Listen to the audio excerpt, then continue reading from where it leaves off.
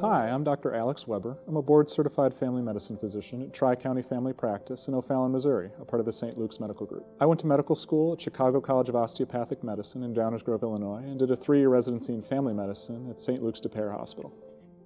As a family medicine doctor, I like to take care of a broad range of different medical issues, but I like to focus on things like diabetes, hypertension, hyperlipidemia, and especially focused on anxiety and depression.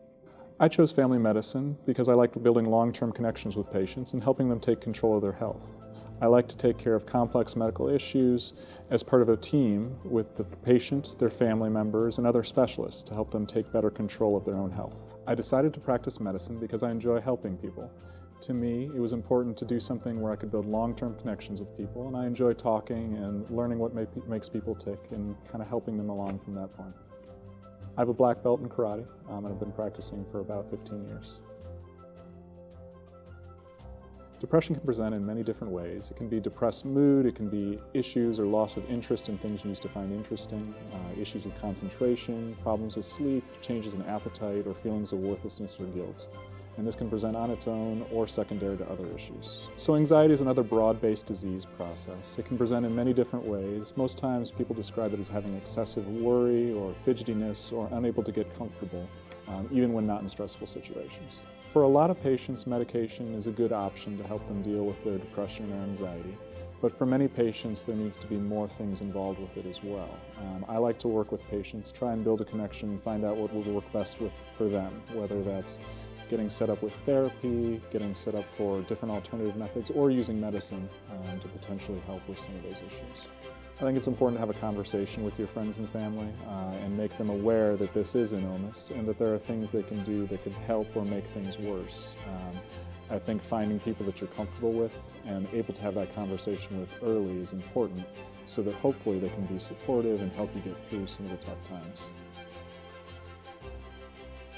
Having diabetes can put you at a number of medical risks, including risk of heart disease, it can put you at risk of developing ulcers, it can put you at risk of losing feeling in your feet or hands, and can also put you at risk for developing issues with urination and pretty much affect the entire body if it's uncontrolled.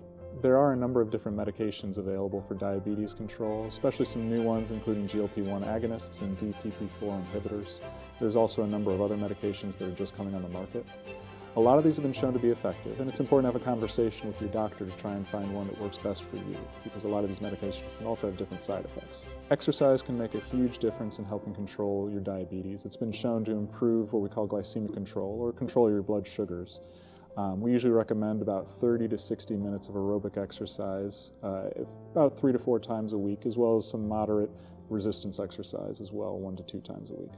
Diet is critical for helping control diabetes. It's important to control the sugars as well as the carbohydrates, as well as make sure that you still get the nutrients you need. Without good control of diet, it's almost impossible to control diabetes and keep off some of the complications that can come with it.